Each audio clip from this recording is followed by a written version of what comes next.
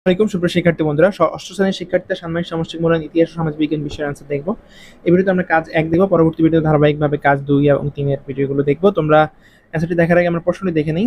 প্রশ্নে বলা হয়েছে যে তোমাদেরকে সহপাঠী সম্পর্কে জানতে হবে, সেজন্য প্রশ্নমালা তৈরি করতে হবে। কিসের উপর প্রশ্নমালা তৈরি করবে? দুইটি প্রেক্ষাপটের উপর। একটি প্রেক্ষাপট হচ্ছে ভৌগোলিক প্রেক্ষাপট, আমার সহপাঠীর পরিবার ও এলাকার যে প্রাকৃতিক বৈশিষ্ট্য অবস্থিত তা বিবেচনা আত্মপরিচয়। আরেকটা প্রেক্ষাপট হচ্ছে সামাজিক ও সাংস্কৃতিক প্রেক্ষাপট, আমার সহপাঠীর পরিবারের মানুষের ভাষা, সংস্কৃতি, পোশাক, রীতিনীতি, পেশা ইত্যাদি। এই দুইটার উপর বেস করে আমাদেরকে প্রশ্নমালা তৈরি করতে হবে এবং পরে প্রশ্নের জন্য তথ্য সংগ্রহ করতে হবে। তো আমরা চলি প্রশ্নমালা তৈরি করার জন্য আমরা কি করতে পারি। প্রশ্নমালা তৈরি।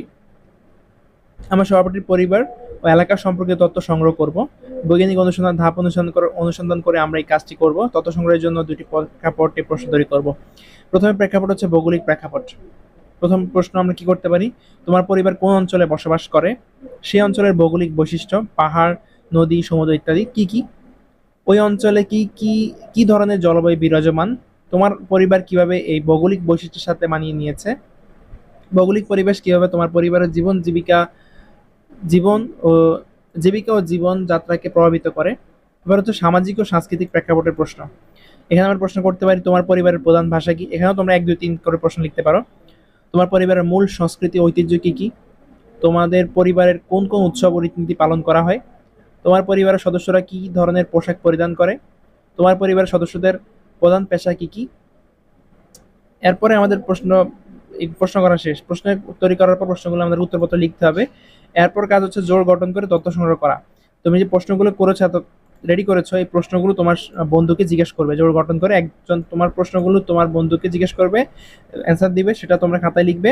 আবার তুমি যেটা তোমার বন্ধু লিখেছে যে প্রশ্নগুলো, সেই প্রশ্নগুলোর অ্যান্সারও তোমাকে দিতে হবে। এই জন্য তোমরা 20 মিনিট সময় পাবে এবং দুজনের অ্যান্সারগুলো নিবে। অ্যান্সারগুলো নেওয়ার পর রুবিক্সে তোমরা খাতাটি পূরণ করবে। শেষ করার পর নিচে সতীর্থ মূল্যায়নের রুবিক্সটি খাতায় লিখে পূর্ণ করবে। এখানে রুবিক্সটি পূর্ণ করবে কীভাবে সেটা একটু দেখাই। তার আগে আমরা লিখে তথ্য সাজাই। এই যে তথ্যগুলো পেয়েছো তোমার বন্ধুর থেকে, যে প্রশ্নের অ্যান্সারগুলো পেয়েছো, সেই অ্যান্সারগুলোকে বিশ্লেষণ করে উপরে উল্লিখিত দুইটি প্রেক্ষাপটে সহপাঠীর আত্মপরিচয় বিবরণ লিখো। অ্যান্সারগুলো তোমরা এভাবে লিখতে পারো না, অ্যান্সারগুলো তোমাদের খাতায় লিখতে হবে। বন্ধু যে অ্যান্সার দিবে সেটা তোমরা লিখবা। হ্যাঁ, এটা তো আমরা কিছু আমরা লিখতে পারি না, কারণ তোমরা বন্ধু কি অ্যান্সার দিবে সেটা তোমার বন্ধু জানে। সেটা লিখবা। লিখার পরে তোমরা এভাবে লিখবা যে যেটা তোমাদেরকে সাজাতে বলছে, ঠিক আছে? তথ্য সাজাই। এই পার্টটা তোমরা লিখতে পারো এভাবে যে প্রশ্নগুলোর উত্তর থেকে প্রাপ্ত তথ্য বিশ্লেষণ করে উপর উল্লিখিত দুইটি প্রেক্ষাপটে সহপাঠীর আত্মপরিচয়ের বিবরণ লিখো দরকার নেই। ভৌগোলিক প্রেক্ষাপট। সহপাঠীর পরিবার পূর্ব বাংলার একটি নদী তীরবর্তী অঞ্চলে বসবাস করে। এই অঞ্চলের প্রধান বৈশিষ্ট্য হলো এখানে অনেক নদী ও খাল রয়েছে। বর্ষাকালে এই এলাকার প্রচুর বৃষ্টিপাত হয় এবং মাঝে মাঝে বন্যাও হয়। সহপাঠীর পরিবার এই পরিবেশের সাথে মানিয়ে নিয়ে মাছ ধরা এবং কৃষিকাজ করে জীবিকা নির্বাহ করে। বর্ষাকালে অতিরিক্ত বৃষ্টির কারণে ফসলের ক্ষতি হলেও তারা এই পরিস্থিতি সামাল দেওয়ার জন্য প্রয়োজনীয় প্রস্তুতি নেয়। এবার সামাজিক ও সাংস্কৃতিক প্রেক্ষাপট। সহপাঠী পরিবারের প্রধান ভাষা হলো বাংলা। এটি সবগুলোই কিন্তু ওগুলো হচ্ছে আমরা যে প্রশ্নগুলো করেছিলাম সেই প্রশ্নগুলোর অ্যান্সার, ঠিক আছে? এটাকে আমরা জাস্ট সাজিয়ে লিখেছি। তারা বাঙালি সংস্কৃতি ঐতিহ্য অনুসরণ করে। পরিবারটি প্রতি বছর পয়লা বৈশাখ, দুর্গাপূজা এবং ঈদ উৎসব পালন করে। পোশাকের ক্ষেত্রে পরিবারের সদস্যরা সাধারণত ঐতিহ্যবাহী বাঙালি পোশাক পরে, যেমন পাঞ্জাবি, শাড়ি ইত্যাদি। পরিবারের প্রধান পেশা কৃষি এবং মাছ ধরা। এর পরবর্তীতে আমাদের বলা হয় সতীর্থ মূল্যায়ন করতে হবে। পুরো কাজ শেষে আমাদের সহপাঠীর কাজের মূল্যায়ন করতে হবে। এটা কিভাবে করবো তোমাদেরকে দেখাই দেই। তোমরা এখানে মূল্যায়ন রুবিক্সে তোমাদের প্রশ্নই দেওয়া থাকবে। তো তোমরা তোমাদের যে সহপাঠী পড়েছে সেই সহপাঠীর নাম লিখবা, তোমার বন্ধুর নাম লিখবা, বন্ধুর যে ইউনিক আইডি বা ইউনিক আইডি না থাকলে রোল নং লিখবা। এরপর হচ্ছে প্রশ্নের অ্যান্সার দিবা, হ্যাঁ না টিক চিহ্ন দিবা, অথবা না হলে নাতে টিক চিহ্ন দিবা। যে আমার সহপাঠী অনুসন্ধানের জন্য বিষয়বস্তু নির্ধারণ করেছে, এখানে নির্ধারণ করে থাকে তাহলে হ্যাঁ দিবা, হাতে টিক চিহ্ন দিবা, না করে থাকলে নাতে টিক চিহ্ন দিবা। সুনির্দিষ্ট প্রশ্ন উপস্থাপন করেছে, এখানে হ্যাঁ বা না যে কোনো একটা টিক চিহ্ন দিবা। মানে তোমার যেটা ইচ্ছা, মানে সে করেছে কিনা, যদি করে তাহলে হ্যাঁ দিবা, না করলে না দিবা। ধরো এখানে লেখা আছে আমার সহপাঠী তথ্যের উৎস নির্ধারণ করেছে, যদি না করে থাকে তাহলে না দিবা, ঠিক আছে? মানে যেটা করবে সেটা হা দিবা, যেটা না করবে সেটা না দিবা। তবে সবটাই হা দেওয়ার চেষ্টা করবা। যদি বন্ধু সবগুলোই কাজ যদি করে থাকে তাহলে সবগুলোই হা দিবা, যদি কোনোটা না করে সেটাতে শুধু না দিবা। ওকে, পরবর্তী কাজ 2, পরবর্তী ভিডিও তোমরা সেই কাজ 2 এর আনসারটি পেয়ে যাবে। আমাদের চ্যানেলটি সাবস্ক্রাইব করে রাখো। কমেন্ট সেকশন লিখে দাও তোমাদের পরবর্তী কাজ 2 এর ভিডিওটি প্রয়োজন আছে কিনা। শিক্ষার্থী বন্ধুরা, এই ভিডিওতে আমরা কাজ 2 এর আনসারগুলো দেখবো। আগের ভিডিওতে তোমরা কাজ 1 এর আনসারগুলো পেয়ে গেছো। তো যারা দেখোনি তারা আমাদের ক্লাস 6 এর যে প্লেলিস্ট রয়েছে সেখান থেকে দেখে নিতে পারো আমাদের চ্যানেলে গিয়ে। কাজ 2 এর প্রশ্নের অ্যান্সার দেখার আগে প্রশ্নে বলা হয়েছে যে অতীত ও বর্তমানের সামাজিক অবস্থা। এখানে যেটা করতে হবে, অতীত ও বর্তমানের মানুষের জীবন জীবিকা। অতীতে বাংলা অঞ্চলের জীবন জীবিকা আর বর্তমানে আমার সহপাঠীর এলাকার মানুষের জীবন জীবিকা, এই দুইটার পার্থক্য লিখতে হবে চকে। এটা করার জন্য আমরা কাজ 2 লিখে শুরু করতে পারি। যারা, আবারও বলছি, যারা কাজ 1 করেনি তারা কাজ 1টা দেখে নিতে পারো। অতীতে বর্তমান মানুষের জীবন জীবিকা, এটা আমরা লিখতে পারি এভাবে: অতীতে বাংলা অঞ্চলের জীবন জীবিকা, আর এখানে হচ্ছে বর্তমানে আমার সহপাঠীর এলাকার মানুষের জীবন ও জীবিকা। ভূপ্রাকৃতিক বৈশিষ্ট্য: গঙ্গা, ব্রহ্মপুত্র এবং মেঘনা নদীর অববাহিকা, উর্বর ভূমি। নদী তীরবর্তী অঞ্চল, প্রচুর খাল ও নদী। জীবিকা: কৃষি, মৎস্য শিকার, তাঁত শিল্প, নৌকা বানানো। কৃষি, মাছ ধরা, ছোট ব্যবসা। জীবনযাত্রা: গ্রামীণ জীবনযাত্রা, গোষ্ঠীগত সমাজ ব্যবস্থা। আধুনিক জীবনযাত্রার সাথে কিছু গ্রামীণ প্রভাব। তারপর হচ্ছে সামাজিক ও সাংস্কৃতিক প্রেক্ষাপট, এটাকে আমরা কিভাবে লিখতে পারি? সামাজিক ও সাংস্কৃতিক প্রেক্ষাপট: পল্লীগীতি, লোকনৃত্য, ধর্মীয় উৎসব। আর এখানে লিখতে পারি বাঙালি সংস্কৃতি, স্থানীয় উৎসব, আধুনিক প্রযুক্তির ব্যবহার। পরবর্তী প্রশ্নে আমাদের বলা হয়েছে যে বিভিন্ন ভূপ্রাকৃতিক বৈশিষ্ট্য মানুষের জীবন ও জীবিকা। ভূপ্রাকৃতিক বৈশিষ্ট্য মানুষের জীবন জীবিকায় কিভাবে প্রভাব ফেলে, এটাকে চক আকারে লিখতে হবে। এটার অ্যান্সার আমরা কিভাবে লিখতে পারি? এটার অ্যান্সার লিখতে পারি এভাবে: বিভিন্ন ভূপ্রাকৃতিক বৈশিষ্ট্য মানুষের জীবন জীবিকা। এখানে ভূপ্রাকৃতিক বৈশিষ্ট্য একটা ছকের মধ্যে, আর একটা কলামের মধ্যে হচ্ছে মানুষের জীবন জীবিকা। এক্ষেত্রে দেখো, নদী তীরবর্তী যেই অঞ্চল আছে, নদী তীরবর্তী অঞ্চলে মানুষের জীবন জীবিকা আমরা কি কি প্রভাব ফেলে? মাছ ধরা, নৌকা চালানো, নদীভিত্তিক কৃষি, এগুলো হচ্ছে নদী তীরবর্তী এলাকার জীবন জীবিকা। তারপর হচ্ছে পাহাড়ি এলাকা, ঝুম চাষ, ঝুম ফসলের সংগ্রহ, বনজ সম্পদ সংগ্রহ। উপকূলীয় অঞ্চল, লবণ চাষ, মৎস্য চাষ, খেয়া নৌকা চালানো। সমতল ভূমি, ধান চাষ, গম চাষ, সবজি চাষ। উঁচু জমি, ফলের বাগান, সবজি চাষ, পশুপালন। তারপর এখানে লিখতে পারি এই চকের ভিত্তিতে আমরা দেখতে পাই যে ভৌগোলিক বৈশিষ্ট্য অনুযায়ী মানুষের জীবন জীবিকা কিভাবে পরিবর্তিত হয় এবং বর্তমান সময়ের মানুষের জীবন জীবিকা, মানুষের জীবনে বিভিন্ন প্রযুক্তি ও আধুনিকতার প্রভাব পড়েছে। বিভিন্ন অঞ্চলের মানুষের জীবিকা ও জীবনযাত্রার মধ্যে যেমন বৈচিত্র্য রয়েছে, তেমনি তাদের সামাজিক ও সাংস্কৃতিক প্রেক্ষাপট আলাদা আলাদা হয়ে থাকে। এটা হচ্ছে তোমাদের কাজ 2 এর অ্যান্সার। পরবর্তী ভিডিওতে তোমরা কাজ 3 এর অ্যান্সারটি পেয়ে যাবে। যারা কাজ 3 এর অ্যান্সারটি চাও কমেন্ট সেকশনে লিখে দাও যদি তোমরা চাও, তাহলে আমরা পরবর্তী ভিডিওটি আপলোড করব। আর ভিডিওটি বেশি বেশি বন্ধুদের শেয়ার করে দিবা, যাতে তোমার বন্ধুরা খুব উপকৃত হতে পারে।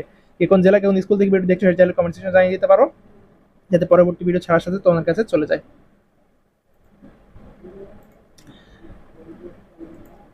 এবার আমরা শিক্ষার্থী বন্ধুরা, এবার আমরা কাজ 3 এর অ্যান্সারটি দেখব।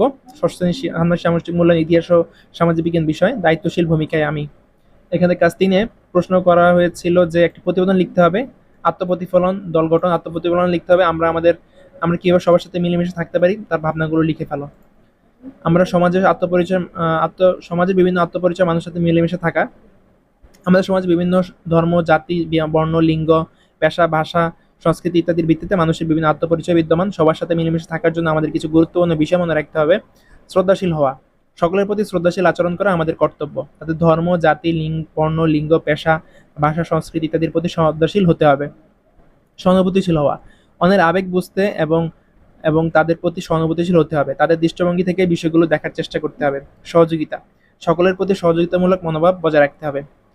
এরপর হচ্ছে করণীয় নির্ধারণ, যে আমরা মিলেমিশে থাকার জন্য কি কি করণীয় সেটা নির্ধারণ করব। এটার আনসার আমি লিখতে পারি যে সকলের সাথে সমান আচরণ করা, ধর্ম, বর্ণ, জাতি, লিঙ্গ, পেশা, ভাষা, সংস্কৃতি নির্বিশেষে সকলের সাথে সমান আচরণ করব। অন্যের প্রতি শ্রদ্ধাশীল হওয়া, অন্য ধর্মের, জাতি, বর্ণ, লিঙ্গ, পেশা, ভাষা, সংস্কৃতি ইত্যাদির প্রতি শ্রদ্ধাশীল হব। তারপর বলা হয়েছে সহানুভূতিশীল হওয়া, অন্যের আবেগ বুঝতে এবং তাদের প্রতি সহানুভূতিশীল হওয়ার চেষ্টা করব।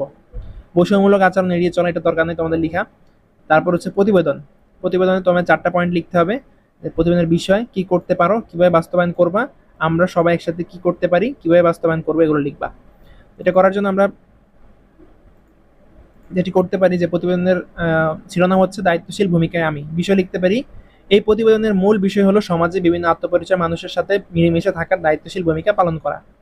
2, সমাজে নানা রকম আত্মপরিচয় মানুষের সাথে মিলেমিশে থাকার জন্য আমি কি করতে পারি তার তালিকা। বিভিন্ন সংস্কৃতি এবং ধর্মের প্রতি সম্মান প্রদর্শন করা, সামাজিক অনুষ্ঠানে সক্রিয়ভাবে অংশগ্রহণ করা, বৈষম্য বিভাজন দূর করার জন্য সচেতনতা বৃদ্ধি করা, সহানুভূতি ও সহমর্মিতা প্রদর্শন করা, একে অপরের কষ্ট সমস্যাগুলো শুনে সমাধান করার চেষ্টা করা। আমি তালিকা থেকে যে কোনো একটি কাজ কিভাবে বাস্তবায়ন করবো তা লিখবো। তো কাজ নিলাম কি, বৈষম্য বিভাজন দূর করার জন্য সচেতনতা বৃদ্ধি করা। এটা বাস্তবায়নে আমরা কি করতে পারি, শিক্ষা কর্মশালা আয়োজন। আমি একটি কর্মশালার আয়োজন করবো যেখানে বৈষম্যের নেতিবাচক প্রভাব এবং তা দূর করার পদ্ধতি সম্পর্কে আলোচনা করা হবে। সামাজিক মাধ্যমে প্রচারণা, সামাজিক মাধ্যমে মাধ্যমে বৈষম্য বিরোধী বার্তা ছড়িয়ে দিব। 4 নং পয়েন্ট, সমাজে নানা রকম আত্মপরিচয় মানুষের সাথে মিলেমিশে থাকার জন্য আমরা সবাই কি করতে পারি তার তালিকা। এটা হচ্ছে আমাদের 4 নং পয়েন্টে বলা ছিল। এটাতে আমরা অ্যান্সার লিখতে পারি পারস্পরিক সম্মান ও সহানুভূতি প্রকাশ করা, একে অপরের ধর্মীয় ও সাংস্কৃতিক উৎসবে অংশগ্রহণ করা, বৈষম্য ও বিদ্বেষমূলক কর্মকাণ্ডের বিরুদ্ধে একসাথে প্রতিবাদ করা, যৌথ সামাজিক কর্মসূচি আয়োজন করা, একে অপরের সমস্যাগুলো সমাধানে সহায়তা করা। 5 নং পয়েন্টে বলা ছিল আমরা সবাই একসাথে কি করতে পারি, এর তালিকা থেকে একটি কাজ কিভাবে বাস্তবায়ন করবো তা লিখবো। এটা লিখতে পারি এভাবে যে আমরা সবাই একসাথে কি করতে পারি, তালিকা থেকে যে কোনো একটি কাজ বাস্তবায়ন করবো তা লিখবো। কাজ হচ্ছে যৌথ সামাজিক কর্মসূচি আয়োজন করা। বাস্তবায়নে আমরা লিখতে পারি স্থানীয় কমিউনিটি সেন্টার মিটিং। প্রথমে স্থানীয় কমিউনিটি সেন্টারে মিটিং করে সকল সম্প্রদায়ের প্রতিনিধির সাথে আলোচনা করে করবো এবং তাদের মতামত নিব। কর্মসূচি পরিকল্পনা করবো, যেমন স্বাস্থ্য শিবির, শিক্ষামূলক কর্মশালা, সাংস্কৃতিক অনুষ্ঠান ইত্যাদি। বাস্তবায়ন মূল্যায়ন, পরিকল্পনা অনুযায়ী কর্মসূচি বাস্তবায়ন করবো এবং পরবর্তী পদক্ষেপের জন্য একটি মূল্যায়ন করবো। এই হচ্ছে তোমাদের অ্যান্সার। তোমরা ভিডিওটি বেশি বেশি বন্ধুদের শেয়ার করে দাও, যাতে তোমার বন্ধুরা দেখে উপকৃত হতে পারে। কে কোন জেলায় কোন স্কুল থেকে ভিডিও দেখছো সেই জেলার কমেন্ট সেকশনে জানিয়ে দিতে পারো। আমরা ভিডিওগুলো বেশি বেশি তোমাদের কাছে দিব, তোমরা এগুলো বন্ধুদের মাঝে শেয়ার করে দিবে। ধন্যবাদ সবাইকে। যারা আমাদের তালুকদার একাডেমি ফেসবুক পেজটি এখনো লাইক দাওনি, তারা তালুকদার একাডেমি ফেসবুক পেজটিকে লাইক দিতে পারো। তোমরা ফেসবুকে গিয়ে তালুকদার একাডেমি লিখে সার্চ দিলে তোমরা আমাদের এই পেজটি পেয়ে যাবে। এটি 39,000 লাইকস এবং 88,000 ফলোয়ার্স একটি পেজ। তোমরা এখানেই তোমাদের মূল্যায়নের সকল কার্যক্রমের বিষয়ে প্রশ্ন করতে পারবে এসএস অপশনে গিয়ে, এবং আমাদের বেশ কিছু মজার মজার রিলসও আপলোড করা হচ্ছে এবং ভিডিওগুলো আপলোড করা হচ্ছে, তোমরা চাইলে দেখে নিতে পারো।